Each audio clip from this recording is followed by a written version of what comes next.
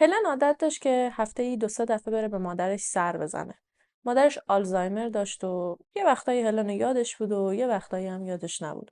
تو نوامبر 2019 یه بار که هلن رفته بود مامانش رو ببینه، دید از صبح یه دونه فلش مموری توی دستش گرفته و هر جای خونه میره فلشه از توی دستش نمیافته. هی ازش پرسید که مامان این چیه؟ اینو از کجا آوردی؟ مامانش هم از اونجایی که آلزایمر داشت هر چی فکر میکرد یادش نمیومد که این از کجا رسیده دستش. هلن فلش رو از دست مامانش گرفت و یه نگاهی بهش کرد. با خودش یه لحظه احساس کرد شاید اسباب بازیه یا شاید یکی از فلشای توی خونه است که توش مثلا یه سری فیلم و عکسه.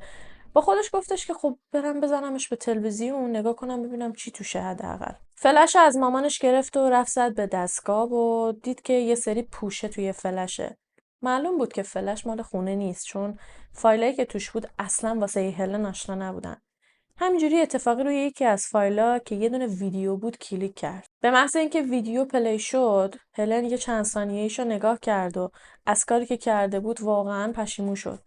پشیمون شد از اینکه کنجکاوی کرده و محتوای اون فلش رو نگاه کرده. به خاطر اینکه اون فیلم ترسناکترین فیلمی بود که توی زندگیش دیده بود. فیلمی که راز قتلی که 3 سال پیش اتفاق افتاده بود و بالاخره فاش کرد.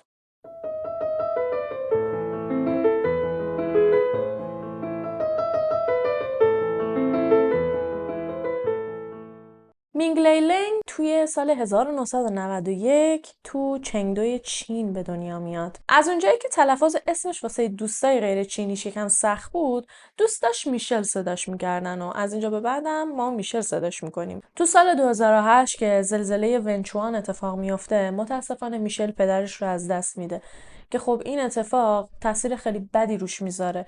به خاطر اینکه میشل از اونایی بود که ارتباطش با پدر مادرش خیلی صمیمی بود. اصلا بهترین دوستاش پدر مادرش بودن. زلزله و مرگ پدرش هم مصادف میشه با امتحانات آخر سال میشل.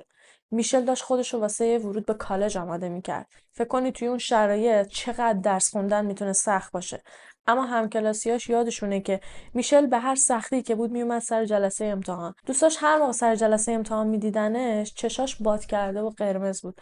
قشنگ معلوم بود که هر روز داره واسه باباش گریه میکنه. ولی با وجود تمام شرایط سختی که داشت موفق شد که بهترین نمره ها رو بگیره و درسش رو تموم بکنه و با موفقیت وارد دانشگاه بشه. دانشگاه سیچوان چین یکی از بهترین و معتبرترین دانشگاه‌های چینه که زیر نظر مستقیم آموزش پرورشه. میشل و مامانش میژنگ رابطه خیلی صمیمی و دوستانه‌ای با هم دیگه داشتن. مخصوصا از بعد فوت پدر میشل این دوتا چون که دیگه خب تو این دنیا کسی رو جز خودشون نداشتن وابستگیشون به هم دیگه خیلی بیشتر از قبل شده بود. از اون مادر دخترایی بودن که قبلا وقتشون رو با هم دیگه میگذروندن، همه جا با هم دیگه بودن. اما چند سال بعد تو سال 2011 میشل تصمیم میگیره که واسه ادامه تحصیل بره استرالیا. که خب این تصمیم یکم مادرش رو ناراحت کرد چون که خب خیلی بهش وابسته بود. اما به خاطر پیشرفت دخترش قبول کرد و اتفاقا بهش گفتش که تو برو منم پشتتم و ازت حمایت میکنم. حالا اینکه چرا میشل یهو تصمیم گرفت از دانشگاه به اون خوبی بیاد بیرون و بره درسش رو توی استرالیا ادامه بده. اولا که کلا میشل استرالیا رو خیلی دوست داشت. دوما که خالش که اتفاقا خیلی هم با هم دیگه جور بودن توی استرالیا زندگی میکرد. اصلا خاله خیلی سال بود که به اینا اصرار میکرد که شما بلند شید بیاید استرالیا. میشل بالاخره کاراشو انجام داد و رسید استرالیا و رفت خونه یه خاله و همراه با خاله، دختر خاله و نامزد خالش زندگی جدیدش رو توی استرالیا شروع کرد. یه چند وقت بعد از اینکه میشل رسید اونجا عروسی خاله بود و خاله با نامزدش که اختلاف سنیشون خیلی زیاد بود. خاله 43 سالش بود و نامزدش دریک 25 سالش بود. با هم دیگه عروسی کردن. مادر میشل که اومده بود عروسی وقتی که دید چقدر میشل خوشحاله و میخواد بمونه خونه خالش، خب نمیخواست که دخترش سربار بشه. برای همینم از اونجایی که خب وضع مالی خیلی خوبی داشت قبل از اینکه برگرده چین توی استرالیا یه دونه آپارتمان میخره به خاطر اینکه خاله اجاره نشین بود. یه دونه آپارتمان به اسم خودش میخره و یعنی برای دخترش میخره. اما خب از جایی که چینی‌ها کلا دوست دارن کل خانواده کنار هم زندگی بکنن، میشل هم با خانواده خالش میره و توی اون آپارتمان ساکن میشه. میشل دختر خیلی مهربون و فهمیده‌ای بود. از اونایی که دوست داشت به همه کمک بکنه، هوای بقیه رو داشت. یه اپی توی چین هست به اسم اپ ویبو که یه چیزی تو مایه‌های یوتیوب خودمون. میشل توی ویبو هر از چنگای یه دونه کلیپ آرایشگری از خودش میگرفت و میذاشت. میشل کلا توی فضای مجازی خیلی فعال بود. از اینایی بود که هر جا می‌خواست بره یه دونه عکس از همون جایی که رفته بود میگرفت و پست میکرد.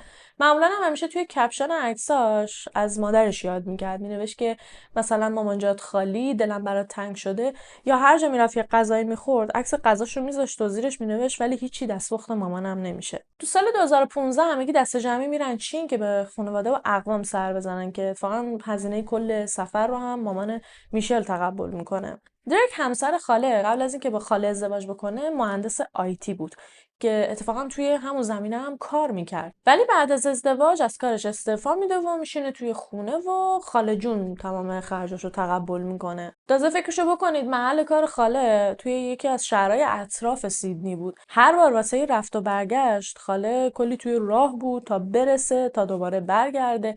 برای همینم یه وقتایی میشد که ترجیح میداد که بر نگرده سیدنی، یعنی اگر 4 روز توی هفته کار داشت میرفت 4 روز رو میموند، کارش که تموم شد واسه آخر هفته برمیگشت خونه. خلاصه به سختی کار میکرد تا خرج شکم شوهر کوچولوشو بده. از اونجایی که خاله زیاد توی خونه حضور نداشت وظیفه تمیزکاری و آشپزی و این چیزا افتاده بود گردن میشل، که البته میشل خودش هیچ شکایتی نداشت، واقعا دوست داشت، میشل آشپزی رو خیلی دوست داشت و خب درک هم مینشست روی مبل و پلی استیشن بازی میکرد. تازه به جز همه اینا دختر خاله میشل 16 سالش بود و میشل مثل خواهر بزرگتر در نبود خاله از دختر خالش نگهداری میکرد. اواخر همون سال میشل فارغ التحصیل شد و بعد از فارغ التحصیلی کورس مترجمی برداشت.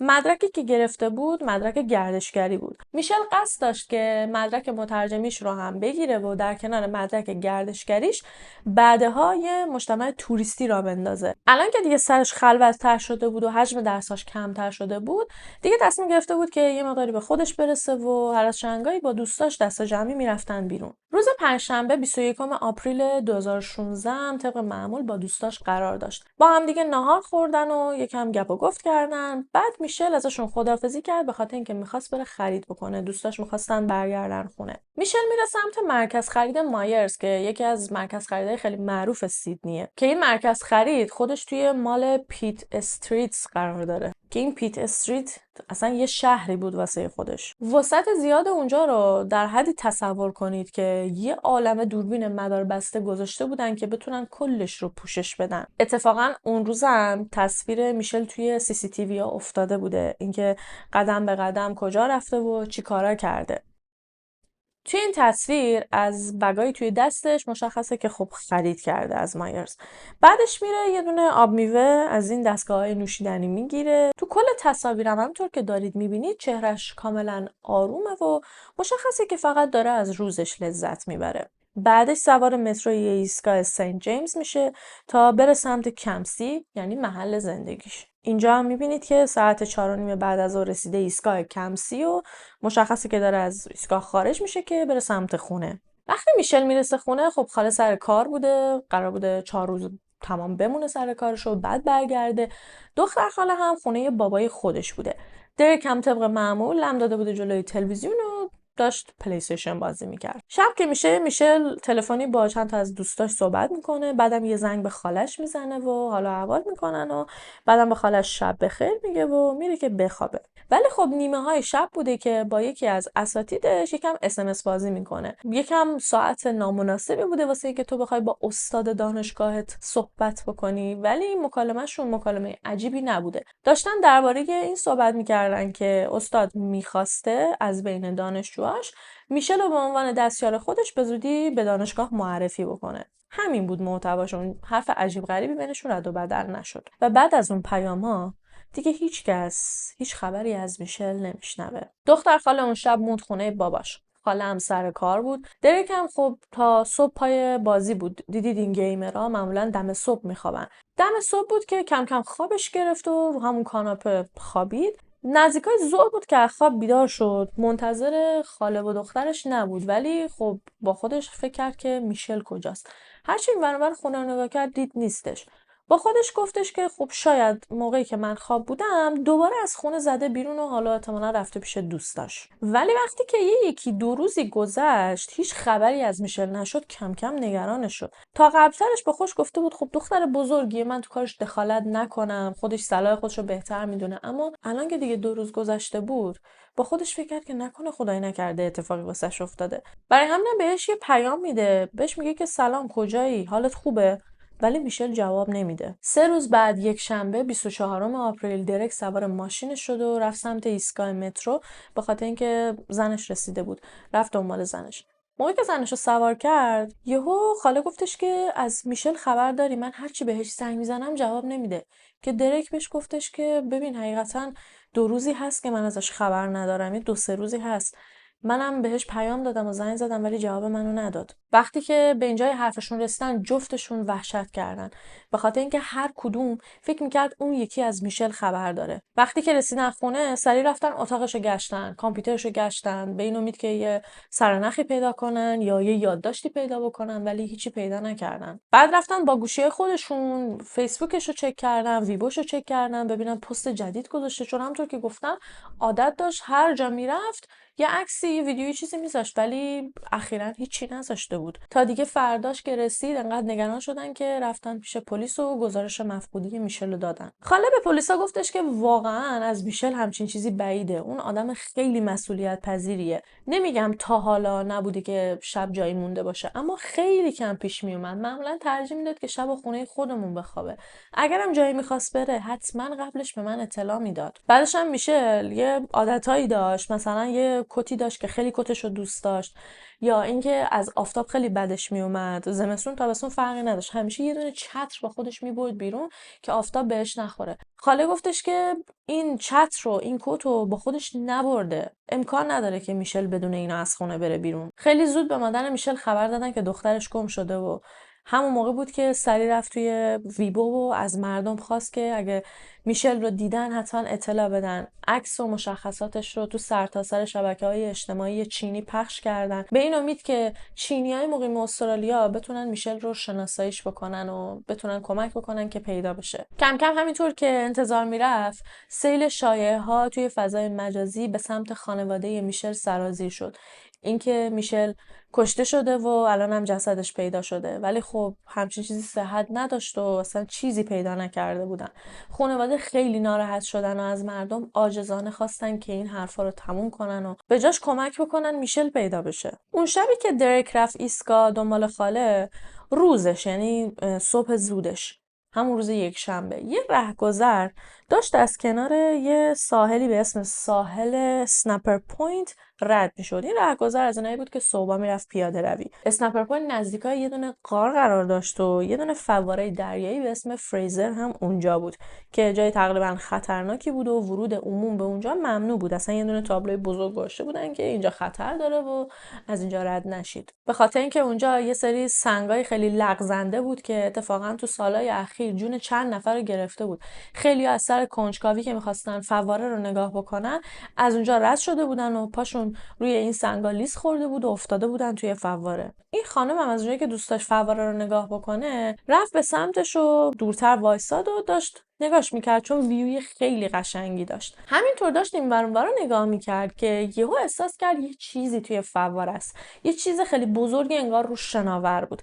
یکم خم شد و بیشتر که دقت کرد متوجه شد که جسد یه آدمه که توی یه دونه کیسه زباله پیچیدنش. فوراً با پلیس تماس گرفت. پلیس رسید اونجا و جسد رو تونستن از توی آب در بیارن. حالا شاید واسهتون سوال باشه که فواره دریایی چیه؟ یه جور فواره طبیعیه که وقتی که موج محکم بهش بخوره آب با فشار ازش میاد بیرون.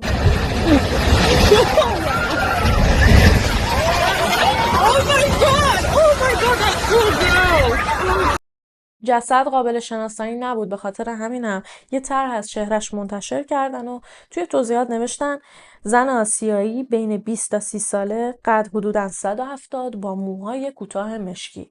اولش فکر کردن که اینم مثل خیلی از کسایی که پاشون سر خورده و افتادن توی فواره، اینم یکی از هموناست. مخصوصا که آسیایی بود، با خودشون گفتن که خب شاید توریست بوده. اما وقتی که کالبدشکافی رو انجام دادن و جسد رو بررسی کردن، متوجه شدن که هیچ ضرب دیدگی توی بدنش وجود نداره.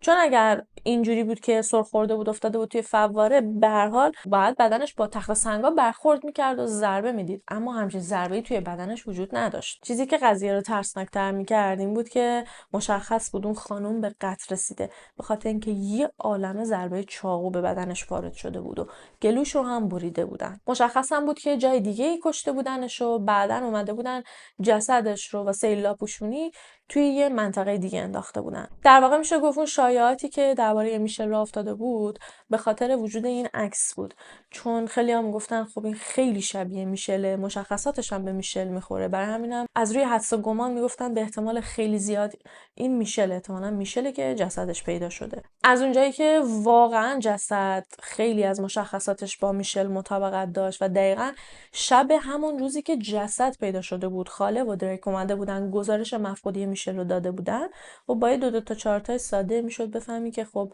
به احتمال خیلی زیاد این جسد متعلق به میشله. اما خب میبایست مطمئن میشدن. 26 آپریل رفتن در خونه خاله و بهش گفتن که یه جسد پیدا کردیم که حدس میزنیم متعلق به میشله. بعدم رفتن از توی اتاق میشل یه سری وسیله برداشتن، به خاطر اینکه دی ان ای میشل رو لازم داشتن. مسواکش رو برداشتن، یه سری از تارای موش که توی برس مونده بود و برداشتن و حتی کامپیوترش رو هم برداشتن و با خودشون بردن. قبل از اینکه از اونجا برن یکم با خاله و شوهرش صحبت کردن. ازشون پرسیدن که میشل با کسی توی رابطه نبوده، که دریک گفت تا اونجایی که من میدونم آدم جدی توی زندگیش نبوده.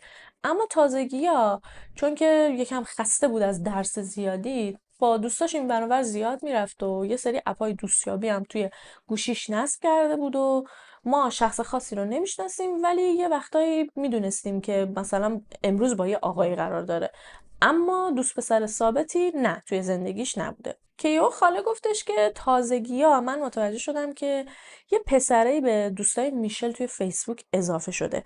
یه پسر استرالیایی که حدوداً یه 2 ماهی میشه واسهش کامنت میذاره. پسره صورت رنگ پریده‌ای داره، چشماش خیلی عجیبه و قیافش هم یه جوریه. از اونجایی که میشل تا حالا رابطه جنسی نداشته، من احساس میکنم که شاید این پسره یه منحرفی چیزی بوده، خواسته با میشل رابطه جنسی داشته باشه، میشل ردش کرده و اینم یه بلایی سرش آورده. دریک هم تو ادامه حرفای خاله گفتش که میشل جدیدن خیلی مهمونی میرفت، برعکس قدیم که همش سرش توی کتاب بود.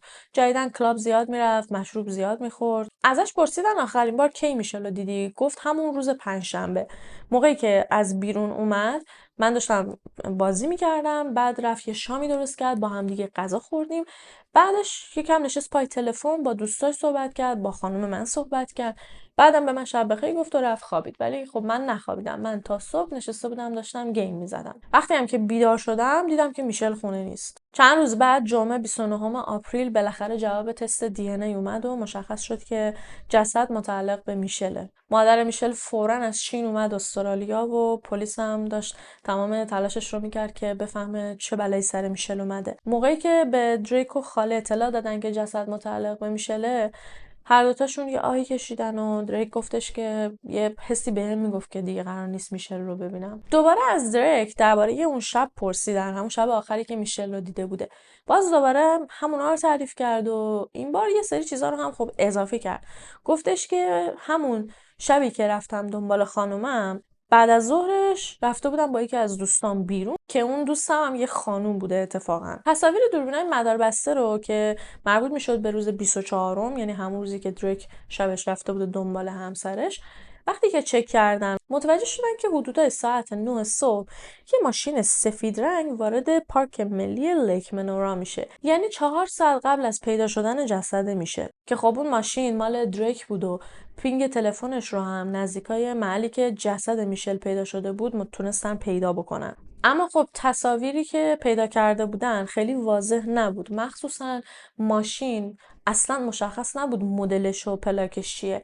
وقتی که به دریک نشون دادن گفتش که شبیه ماشین من هست، ولی خب خیلی واضح نیست و نمیشه کاملا مطمئن بگی که این ماشین منه. بعدم گفتش که من اصلا اون روز اون سمتا نرفتم، اصلا اون منطقه رو خیلی بلدش نیستم. اما با بررسی‌های بیشتر یه سری تصاویر جدیدتر پیدا کردن. یه سری عکس‌ها که خب برعکس عکس‌های قبلی خیلی واضح بودن و حقیقتا دریک دیگه نمیتونست منکر این بشه که اینی که توی عکس دریک نیست. هر جور بخوای حساب کنی، یعنی از دور هم نگاه کنی، مشخصه که دریکه. اما لوکیشن این تصاویر خیلی مهمه. اونجا یه دونه سوپرمارکت بود، از این سوپرمارکت ها که توی پمپ بنزین ها. دریک داشت از اونجا نوشیدنی واسه خودش میگرفت. حالا اون پمپ بنزین و اون سوپرمارکت کجا بود؟ فقط 5 دقیقه با فواره دریایی فاصله داشت. در صورتی که دریک میگفت من اصلا اون سمتا نمیرم، اون سمتا رو اصلا بلد نیستم. دو تا شاهد عینی حضور دریک رو اطراف فواره دریایی تو روز 24م تایید میکنن و میگن که نشون به اون نشون که ما داشتیم میمدیم سمت فواره که فواره رو تماشا کنیم که دریک وایساده بوده بالای فواره و بهمون میگه که از اینجا دور بشید، این منطقه خیلی خطرناکه. ما از اونجایی که بهش مشکوک شده بودیم، وقتی که اونجا رو ترک کرد رفتیم اون منطقه رو نگاه کردیم تا ببینیم چیزی اونجا مخفی کرده، کاری کرده، ولی خب چیز مشکوکی پیدا نکردیم. خونه پدر دریک تو 13 کیلومتری فواره دریایی قرار داشت و اتفاقا روز 24م دریک یه سری هم به پدرش زده بوده. اینکه خونه پدری دریک اونجا بود یه معنی دیگه هم داشت، این که دریک کلا بچه اون منطقه بود و فواره دریایی رو به احتمال زیاد از همه بهتر میشناخت. اصلا توی استرالیا کسی نیست که این منطقه رو نشناسه. شاید گذرت نخوره، ولی اینجور نیست که اسمشو نشنیده باشی، چه برسه به اینکه خونه بابات تو 13 کیلومتریش باشه. پلیسا مجوز گشتن خونه و موبایل دریک و ماشینش رو گرفتن. مشخص شد که کلی فایل از توی گوشی دریک پاک شده، ولی خب متخصصا تونستن بعد از کلی تلاش کلی از فایل‌ها رو برگردونن. این فایل‌ها شامل یه سری عکس و یه سری فیلم بود. اطلاعاتی که تونستن از تلفن همراه دریک بازیابی بکنن واسه خودش یه جور مینی دارک وب بود، انقدر که ترسناک بود. 29 آپریل 2016 دریک برت به اتهام قتل میشل بازداشت شد. اما قبل از این که بریم جلو ببینیم که توی دادگاه چه اتفاقی میفته و اصلا کلا چی میشه، بهتره که برگردیم به عقب و ببینیم اصلا چی شد که به اینجا رسید. قبلش ولی میخوام درباره یه موضوعی باتون صحبت بکنم که شاید شنیده باشیدش. خیلی از مردایی که میرن توی سایت‌های خاک برسری و میخوان یه فیلمایی رو نگاه بکنن، عجیب غریب علاقه دارن که سوژه فیلم درباره زنای آسیایی باشه. اصلا یه جور فتیشه انگار که دوست دارن توی تصوراتشون، توی خیالاتشون با یه زن آسیایی رابطه داشته باشن. نه فقط رابطه ها، هم رابطه داشته باشن، هم اون زن رو آزار بدن. واقعا نمیدونم چرا اینطوریه. شاید به خاطر اصلا ماهیت فیلم های اونجوری چینیه. چون حالا خیلی قشنگ نیست درباره‌اش صحبت کنیم و نمیخوام بحث رو منحرف کنم، ولی ظاهرا اصلا فیلمای اونجوری که توی چین ساخته میشه خودشون مبناشون همینه، کتک زدن و یه سری کارهای خیلی چرک و چندشی توی ویدیوهاشون انجام میدن. شاید برای همینه که مثلا مردای آمریکایی ببینن همچین چیزی رو دیگه تا مدت‌ها زن آسیایی به عنوان سوژه این چیزا توی ذهنشون بمونه. حالا ولش کنید، اصلا مهم نیست. اینو میخوام بگم که آره خیلی از مردا هستن که همچین چیزی رو دوست دارن، تمایل دارن به همچین چیزی. اینو یه گوشه از ذهنتون نگه دارید، بعدا بیشتر میخوام دربارش باتون صحبت بکنم. اونجوری که مشخص بود ازدواج خاله با دریک یه ازدواج کاملا قراردادی بوده که خب خیلی هم تعجبی نداره دیگه با توجه به اختلاف سنی 20 سالشون. واقعا بین دو آدمی که 20 سال اختلاف سنی دارن خیلی به ندرت پیش میاد که یه علاقه واقعی وجود داشته باشه. نه که وجود نداشته باشه، ولی خیلی کم پیش میاد، مخصوصا وقتایی که خانم بزرگتر باشه. قضیه از این قرار بوده که خاله میشل شدیداً دنبال اقامت استرالیا بوده و از اون طرف هم دریک دنبال کسی بوده که هزینه هاشو واسش تقبل بکنه. یعنی خب یه شوگر مامی واسه خودش زده بوده چون خاله شاغل بوده و هزینه‌هاشو میداده. از اون طرف هم وقتی که عروسی میکنن خب خاله اقامت استرالیا رو میتونه بگیره. دریک و میشل 2 سال اختلاف سنی داشتن. به نسبت خاله سن میشل بیشتر بهش میخورد. برای همینم از لحظه ورود میشل کلا یه چشم دیگه‌ای به میشل داشته. کلا نظر داشته بهش. یه چیزی که خیلی ناراحت کننده است اینه که خاله از این قضیه خبر داشته. خود دریک بهش گفته بوده. چند بار بهش گفته بوده که من از میشل خوشم میاد، دوست دارم باش رابطه داشته باشم، ولی خب خاله هر بار بهش گفته بوده که تو حق نداری همچی کاری کنی، اون خواهرزاده منه و دستت هم بهش نخوره.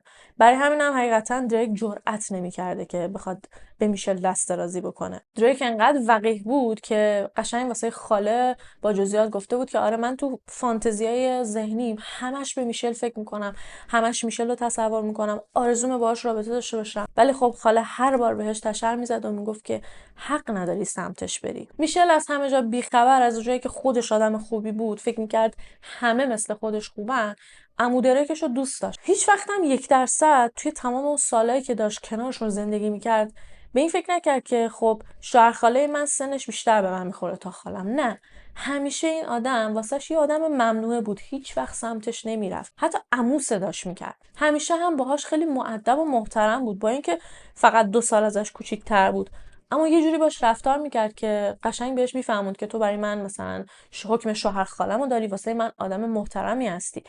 اما دریک یه چند بار غیر مستقیم سعی کرد بفهمه که آیا میشل بهش تمایل داره، سعی کرد مزه دهنش رو بفهمه، ولی خب هر بار با شکست مواجه شد و میشل اصلا هیچ تمایلی بهش نداشت. انقدر توی کف میشل بود و انقدر آتش داشت که باهاش رابطه داشته باشه که تصمیم گرفت بیکار نشینه. درسته که جرئت نداشت از ترس خاله بره سمتش بهش دست درازی کنه، ولی با خودش گفت بهش دست نمیتونم بزنم ولی میتونم که یه جوری کار خودم رو راه بندازم. دریک قایمکی موبایلشو جاساز میکرد توی خونه، مثلا این میذاشتش یه بار توی حموم، یه بار قایمکی میذاشتش توی اتاق خواب میشل، بعد میذاشتش روی حالت ضبط کردن و تمام اتفاقایی که میافتاد رو ضبط میکرد. مثلا حموم کردن میشل رو ضبط میکرد. و یه چیز دیگه این که دریک نه تنها به میشل نظر داشت، بلکه به دختر خونه خودش هم نظر داشت. یه وقتایی دوربین توی حموم کار میذاشت و از حموم کردن دختر خوندهش فیلم میگرفت، یه وقتایی از حموم کردن میشل. ولی خب یه کار ترسناکتری که میکرد این بود که یه وقتایی نصف شبا گوشیشو ور میداشت میذاشت روی حالت ضبط، میرفت بالای سر میشل یا بالای سر دختر خوندهش، از بدنشون فیلم میگرفت، بعد همونجا در حالی که میشل یا دختر خوندهش خواب بودن بالای سرشون با خودش ور میرفت و بعدم که کارش انجام میداد دست کثیفش رو میمالید به لباسشون. از تمام این چیزا هم فیلم میگرفت. این کثافتکاریاش خیلی زیادن، من خلاصش کردم واسهتون. فقط خواستم عمق کثافت بودن و مریض بودن این بشر رو شما بتونید قشنگ با وضوح احساس بکنید. حالا این اطلاعات از کجا آمده بیرون؟ همونطور که گفتم متخصصا یه سری از فایل‌ها رو تونستن ریکاوری کنن و تمام این چیزایی که من گفتم توی گوشی دریک بوده، تمام این فیلمایی که ضبط کرده بوده. و خب میرسیم به شب حادثه، شبی که جزئیاتش دقیقاً مثل این فیلمایی که بهتون گفتم توی گوشی دریک ثبت شده بود. اون شب میشل بعد از اینکه تلفنی داشت با دوستاش صحبت میکرد، بعد از اینکه با استادش اس بازی کرد، میره که بخوابه که دریک از نبود زنش و دختر خوندهش استفاده میکنه و نصف شب میره سر وقتش و توی خواب بهش حمله میکنه. شروع میکنه به کتک زدن میشل. میشل اصلا باورش نمیشه چیزی که داره میبینه رو. اصلا فکرشو نمیکرد که این آدم بخواد همچین بلایی سرش بیاره. دست و پاهاشو میبنده، دهنشو میبنده و شکنجه و کتک زدن میشل رو تا ساعتها ادامه میده. تو همون حالتی که دست و پاش و دهنشو بسته بوده 12-13 تا عکس ازش میگیره که تمام این عکس‌ها رو توی گوشیش تونستن پیدا کنن. یکی از عکس‌ها از همه ترسناک‌تر بوده. از فاصله نزدیک از صورت میشل گرفته بوده، با همون دهن بسته و چشمای وحشت زده. دریک بدن میشل رو تو حالتهای مختلف قرار داده بود و از نواحی خصوصیش عکس گرفته بود. 2 روز بعد شنبه 23 آپریل آخرین عکس رو از میشل میگیره، بعد دوباره شروع میکنه به کتک زدنش و بعدم با ضربات چاقو میشل رو از پا در میاره. کالبد شکافی نشون داد که یه سری زخم دفاعی هم روی بدن میشل بوده، یعنی اینکه میشل سعی کرده که جلوی دریک از خودش دفاع بکنه. سر جمع 31 ضربه چاقو به میشل زده بود. آخرین ضربه هم که باهاش گلوشو بریده بود همون ضربه‌ای بود که بالاخره باعث مرگ میشل شده بود. ولی چیزی که قضیه رو ترسناک‌تر میکنه اینه که حتی وقتی که میشل از دنیا رفته بوده، دریک دست از سرش بر نداشته. همونطوری بدن بیجونش رو کتک میزده و شکنجه میکرده. حتی به چاقو زدن هم ادامه داده. یه سری از زخمای چاقو بعد از مرگ میشل اتفاق افتاده بوده. وقتی که مطمئن میشه میشل مرده، میندازتش توی کیسه زباله و صبح خیلی زود میبره میذارتش توی صندوق عقب ماشینش. ظاهرا هیچ کس ندیده بودتش. بعد میره پمپ بنزین، نوشیدنی میخره، بعد میره سمت اسنپر پوینت و ماشینشو همونجا پارک میکنه. وقتی که مطمئن میشه هیچ کس اون اطراف نیست، جسد رو از توی صندوق در میاره و میبره میندازه توی فواره. ساعت 9:20 چند تا عکس و فیلم هم از منظره اطراف گرفته بوده، حتی از فواره عکس گرفته بوده. ظاهرا میخواسته چک کنه ببینه جسد رفته زیر آب یا نه. اما حالا میرسیم به ترسناک ترین قسمت ماجرا. البته بجز کارهایی که دریک با میشل کرده بود. دریک حدوداً 2 روز میشل رو نگهش داشته بود و شکنجهش کرده بود. روز جمعه همونطور که داشت میشل رو شکنجه میکرد، یهو احساس کرد که یه نفر کلید انداخته توی در و داره در رو باز میکنه. دختر خونده‌ش اومده بود خونه. دختر خاله میشل واسه پلیس تعریف کرد که وقتی که برگشتم خونه در رو باز کردم، دریک توی همون بود. خیلی عجیبه که تو کل مدتی که من خونه بودم و بعدش دوباره از خونه رفتم، دریک از توی همون فقط یه بار اومد بیرون، رفت توی اتاق یه چیزی حالا برداشت، دوباره برگشت توی همون و سری در رو بست. بعد اینا توی خونه 2 تا حموم داشتن. دختر خاله هم میخواست حموم کنه، رفت از یه حموم دیگه استفاده کنه که دید شامپو نیست. رفت در حمومی که دریک داشت توش حموم میکرد در زد و بهش گفتش که میشه یه دونه شامپو بهم بدی. بعد دریک در رو باز میکنه، به اندازه یه شکاف خیلی باریک که فقط شامپو از توش رد بشه، دستشو میاره بیرون و شامپو رو میده بهش. اصلا اجازه نمیده که داخل حموم رو ببینه. و خب دختر خاله خبر نداشته که میشل توی حموم کنار دریک بوده. اما اینکه میشل زنده بوده یا مرده مشخص نیست. به احتمال خیلی زیاد یا مرده بوده یا کاملا بیهوش بوده. واقعا شانس میاره. اگر 1% میشل رو میدید یا میفهمید که دریک داره چیکار میکنه، به احتمال خیلی زیاد قربانی بعدی اون بود. وقتی یک شنبه خاله از سر کار برمیگرده خونه، همون موقع که میره اتاق میشل رو بگرده، متوجه میشه که خونه به طرز عجیب غریبی تمیزه. خب درسته که میشل خیلی به نظافت خونه میرسید، اما از اونجایی که خودش و دریک به هم دیگه گفته بودن که الان 2-3 روز از میشل خبر نیست و خونه نیومده، خاله واسش خیلی عجیب بود، چون میدونست دریک آدم کر و کثیف و شلخته‌ایه. از خودش سوال کرده بود که چجوری است که میشل خونه نیست ولی خونه اینقدر تمیزه. آخه اصلا به ذهنش هم نمیرسید که شوهر تنبل و بی‌خاصیتش بلند شه خونه رو تمیز بکنه. از اون عجیب‌تر این بود که متوجه شد رو تختی و ملافه های میشل شسته شده و روی بنده. یه دونه چسب‌نواری پهن و یه دونه کیف سامسونت هم از توی خونه گم شده بود. همه اینا مسائل خیلی مهمی بودن، اما خاله هیچ کدومو به پلیس نگفت. یا اینکه میدونسته شوهرش چیکار کرده که فکر نمی‌کنم، یا همین که فکر می‌کرده مهم باشه. دریک توی دادگاه اعتراف کرد که بجز فیلمایی که خودش دستی با گوشی میگرفته، یعنی گوشیشو جاساز میکرده، تو کل خونه توی شکافای دیوار یه سری دوربینای مخفی خیلی ریز گذاشته بوده. یعنی اینکه تو همه حالتا، تو 24 ساعت شبانه روز میتونسته هم میشل رو دید بزنه، هم دختر خونده شد. خودش اعتراف میکنه که بعضی شبا میرفته بالای سرشون و اون کارا رو انجام میداده و فیلم میگرفته. حمله به میشل هم از قبل برنامه ریزی شده بوده. میدونسته که روز پنجشنبه نه دختر خونده‌اش قراره خونه بمونه نه همسرش. میدونسته الان بهترین موقع است که نقشه‌شو عملی بکنه. ولی توی تمام مدت قسم خورد که هیچ تجاوزی به میشل نکرده. فقط حالا زدتش و بعدم کشتتش و یه سری عکس و فیلم ازش گرفته. توی فیلمایی هم که پیدا کردن هیچ مدرکی وجود نداشت که نشون بده که عمل تجاوز هم انجام شده. جسد هم انقدر بدجور تجزیه شده بود که نمیشد بررسی کرد که آیا بهش تجاوز شده یا نه. که خب با توجه به شخصیت دریک و اون کارهای وحشتناکی که با میشل کرده بود، خیلی بعیده که این کارو نکرده باشه، مگر اینکه طی سانحه‌ای چیزش رو از دست داده باشه. ازش پرسیدن انگیزت بابت قتل میشل چی بود. گفتش که من خیلی اون روز مواد زده بودم، واقعا یادم نمیاد که چرا و چی جوری کشتمش. دریک آدم سابقه داری نبود. طبق صحبت‌های خودش کودکی اصلا شادی نداشت.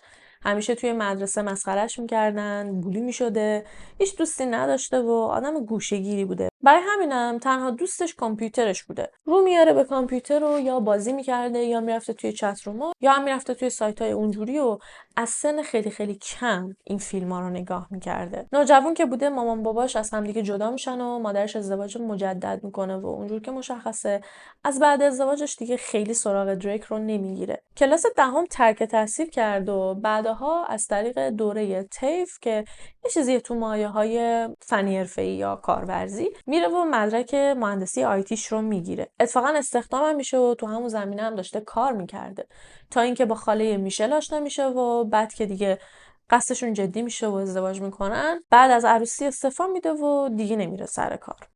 خاله میشل اوایل که با دریک آشنا شده بوده خیلی پرشور و هیجان بوده، با هم دیگه خیلی ارتباط خوبی داشتن، حتی خاله دوست داشته که ازش بچه دار بشه. اما یه مدت که میگذره انقدر تحت فشارهای کاری قرار میگیره، چون میبایست خب خرج اینو هم میداد دیگه، انقدر که دیگه خسته میشده که اولا قید بچه دار شدن میزنه، چون به دریک میگه که من سنم خیلی بالا، اصلا فکر نمی‌کنم بچه دار بشم. دوم اینکه از اینجایی به بعد اصلا دیگه روابط جنسی هم زیاد باهاش نداشته، اصلا طفلی خب وقت نمی‌کرده، همش تو مسیر رفت و برگشت سر کار بوده. برای همین هم دریک از یه جایی به بعد احساس میکنه که خب همسرش نادیدش گرفته و در نتیجه رو میاره به رابطه داشتن با کارگرای جنسی. همزمان با آشنا شدن با تنفروشا با مواد هم آشنا میشه و آیس مصرف میکرده، یه جور ماده توهمزا که از عوارضش میشه به گیجی و منگی و ضعف حافظه اشاره کرد. برای همینم ادعا میکرد که از لحظه قتل میشل هیچی یادش نیست. دریک هفته‌ای چند صد دلار از پولای خاله رو خرج زنای تنفروش و خرج موادش میکرد. اعتیاد خیلی شدیدی هم به فیلمای اونجوری داشته و همونطور که قبلتر بهتون گفتم همیشه هم فیلمایی رو میدیده که سوژه‌اش یه خانم آسیایی باشه. برای همینم به جز اینکه الان با یه خانم آسیایی ازدواج کرده بود، به دختر خونده آسیایی و خواهرزاده زنش که اونم آسیایی بود چشم داشت. دریک ادعا میکرد که قصدش کشتن میشل نبوده. روزی که میشل رو میکشه به خاطر اینکه خیلی آیس مصرف کرده بوده، قابل کنترل نبوده و تحت تاثیر مواد این بلا رو سر میشل آورده. یه مدت بعد حرفشو کاملا عوض میکنه و میگه که حقیقتا من یه چیزایی رو نمیتونستم بگم چون دوست نداشتم زنم ازم ناراحت بشه و فکر کنه بهش خیانت کردم. واقعیتش من و میشل با هم بودیم. من و میشل عاشق هم بودیم. خب سن و سالمون هم خیلی بیشتر به هم میخورد دیگه. ما رابطه داشتیم با هم دیگه. این که هم میشل همچین اتفاقی واسش افتاده، ما کلا عادت داشتیم که رابطه‌های جنسی خیلی پرهیجان با هم داشته باشیم و یه بار توی یکی از این روابطمون که کلی شیطونی کرده بودیم و کلی کارهای خطرناک، به خاطر یه حادثه میشل جونش رو از دست میده. که خب بعد از گفتن این حرفا بود که بهش گفتن که عزیزم زر نزن، بسه. خاله میشل خیلی عذاب وجدان داشت، همش خودش رو مقصر میدونست، مخصوصا اینکه در جریان کثیف بودن شوهرش بوده، از اینکه هیچ تلاشی نکرده بود که این دوتا رو از هم دیگه دور نگه داره. واقعا احساس عذاب وجدان میکرد، از اینکه نتونسته امانتدار خوبی بشه و از امانت خواهرش نگهداری بکنه. دریک یه بیانیه‌ای خطاب به خانواده میشل داد و گفتش که هیچ کلمه‌ای برای وصف حالم ندارم بگم، نمیتونم کاری که کردم و توجیه کنم، با کمال میل حاضرم جای خودم رو با میشل عوض کنم. اون دختر آینده درخشانی داشت، من سزاوار مجازات هستم. من به خانوادم خیانت کردم، از خودم متنفرم. ولی قاضی نه فراموشی دریک رو پذیرفت و نه پشیمونیش رو. و تو تاریخ 15 دسامبر 2017 دریک برت به 46 سال حبس با امکان درخواست آزادی مشروط بعد از 34 سال محکوم شد. جایی نرید، به خاطر اینکه داستان ما هنوز تموم نشده. چون اگه یادتون باشه اول ویدیو درباره یه خانم آلزایمری و یه دونه فلش مموری باهاتون صحبت کردم. تو نوامبر 2019 خانم هلن رفت دیدن مادرش که آلزایمر داشت. مادرش از موقعی که هلن رو دید یه دونه فلش مموری توی دستش گرفته بود و اصلا نمیذاشتش زمین. هلن بهش میگه مادر این چیه؟ مادرش هم میگه که من نمیدونم اصلا اینو از کجا آوردم. هلن خیلی کنجکاو میشه. فلش مموری رو میزنه به دستگاه و میبینه که چند تا پوش است. یه سری پوشا عکس بودن، یه سری پوشا ویدیو بودن. کلیک میکنه روی یکی از ویدیوها و ویدیو پخش میشه.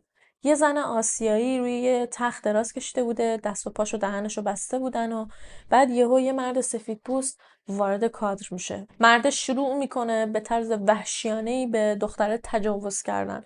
دختره گریه میکرده، التماس میکرده، میگفته تو دیوونه‌ای، تو حق نداری همچین بلایی سر منو بیاری. اما همون لحظه که دختر داشته گریه میکرده یهو دوربین میفته روی زمین.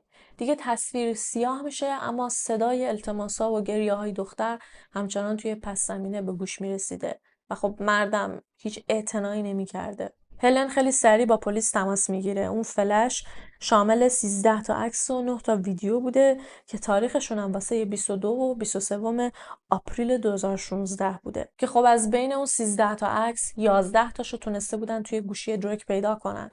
توی فیلم هم فقط از بخت بعد فیلمایی رو تونسته بودن پیدا کنن که تجاوز رو نشون نداده بوده. اما الان دیگه کاملا مدرک رو توی دستشون داشتن. این که دریک کاملا زر زده بوده و تا سرحد مرگ به میشل تجاوز کرده بوده. اما اینکه چجوری اون فلش رسیده دست مادر هلن واقعا جای سوال داره.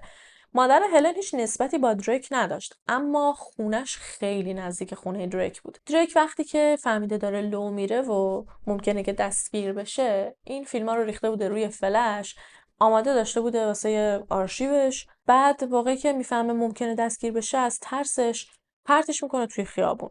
ولی به نظر من این شاید درست نباشه. همچین کاری رو خب آدم عاقل انجام نمیده.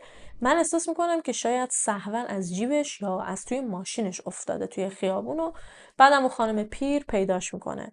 اما خیلی جالبه که ظاهرا قسمت این بوده که اون فیلم‌ها دیده بشه و همه بفهمن که دریک واقعا چه بلایی سر میشل آورده. همونطور که بهتون گفتم دریک به 46 سال حبس با امکان درخواست آزادی مشروط بعد از 34 سال محکوم شد.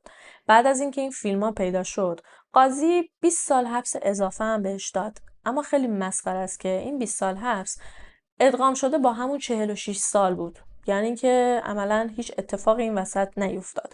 تنها اتفاقی که افتاد این بود که به جای 34 سال دریک دیگه میتونست بعد 36 سال درخواست آزادی مشروط بده. فقط 2 سال از اون ور اضافه شد بهش. هیچ اتفاقی نیفتاد. اما خب دیگه کل دنیا میدونستن که دریک چه کثافتیه و چه بلایی سر میشل آورده. هرچند که همون کتک زدن و شکنجه و فیلم گرفتن و در نهایت قتل میشل هم دست کمی از تجاوز بهش نداشته. از خودتون و عزیزاتون تا جایی که میتونید محافظت کنید، راحت اعتماد نکنید. به این فکر نکنید که چون طرف شوهر خاله است، شوهر عمه است، به من آسیبی نمیزنه، به بچه‌م آسیبی نمیزنه. نه اصلا اینطوری نیست.